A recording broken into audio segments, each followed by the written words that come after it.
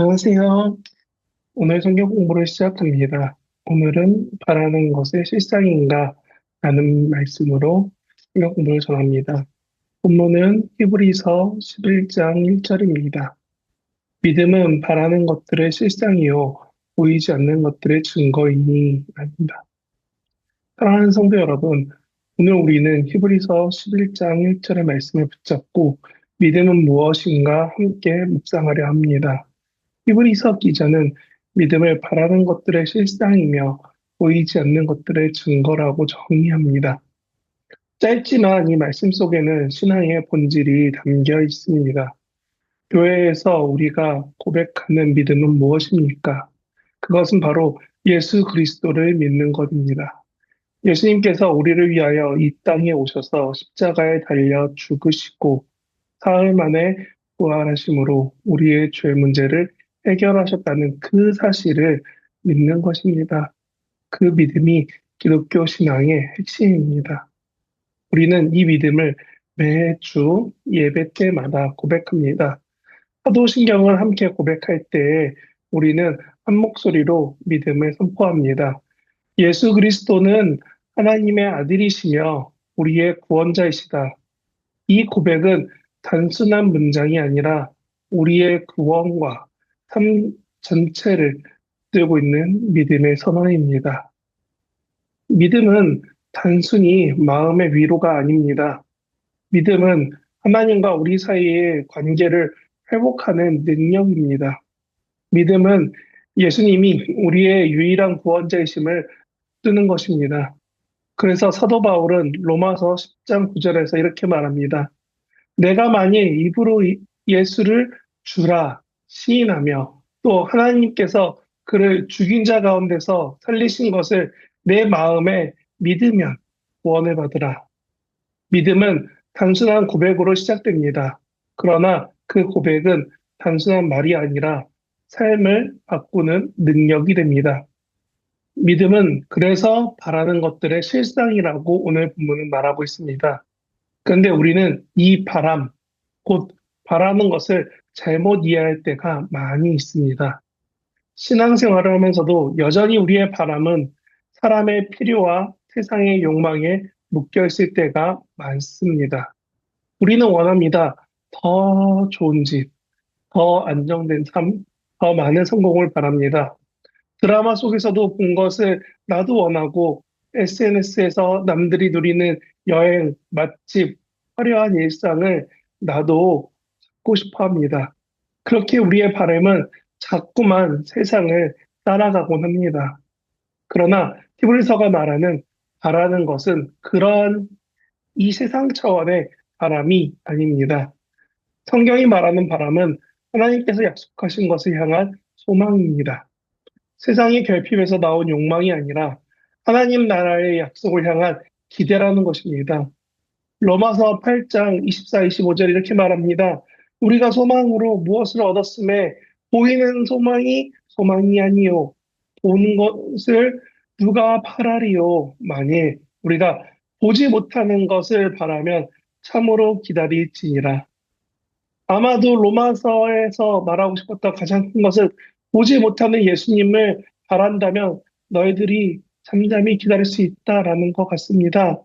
믿음의 사람은 이렇게 보이는 것을 바라는 사람이 아니라 보이지 않는 하나님의 약속을 붙들며 기다리는 사람이라는 것입니다.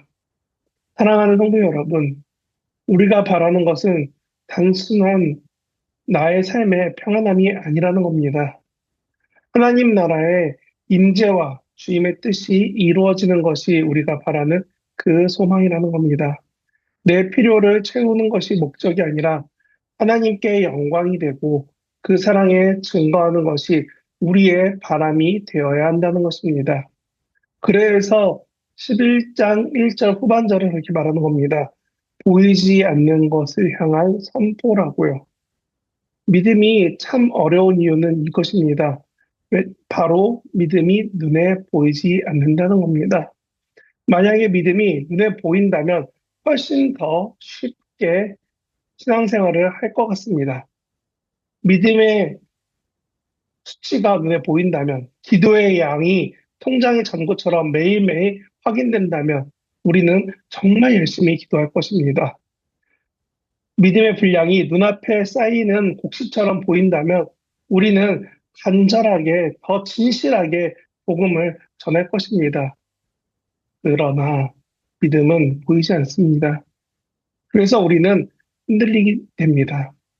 그러나 아니 중요한 것은 바로 이 보이지 않음이 믿음의 본질이라는 것입니다. 보이지 않는 것에 붙드는 것, 그것이 바로 믿음이기 때문입니다.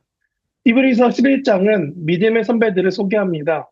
아벨은 믿음으로 드렸고 노아는 보이지 않는 일을 경고하심을 받아 방주를 준비했습니다. 아브라함은 어디로 갈지 몰라도 일단 믿음으로 갔습니다. 보이지 않지만 그들은 하나님의 약속을 붙들었다는 것이 11장의 믿음의 선진들의 이야기입니다. 믿음은 아직 이루어지지 않은 것들을 지금 붙드는 것입니다. 믿음은 눈에 보이지 않는 것을 마치 이미 본 것처럼 선포하는 것입니다.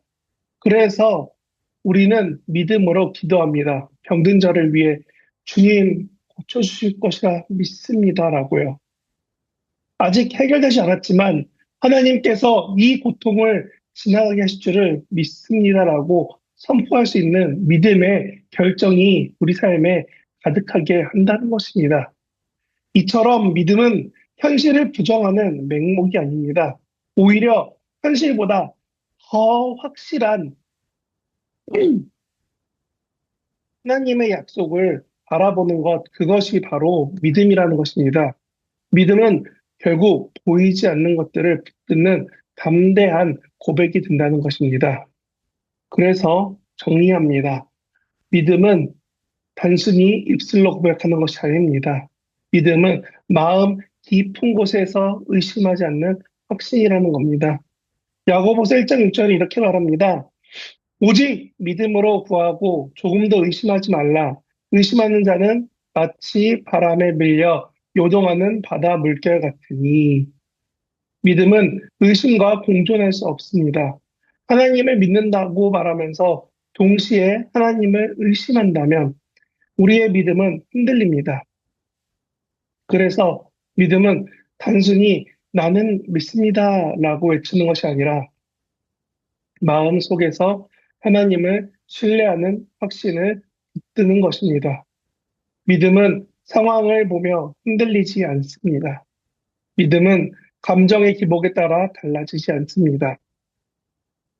믿음은 하나님의 약속이 반드시 이루어진다는 확신입니다.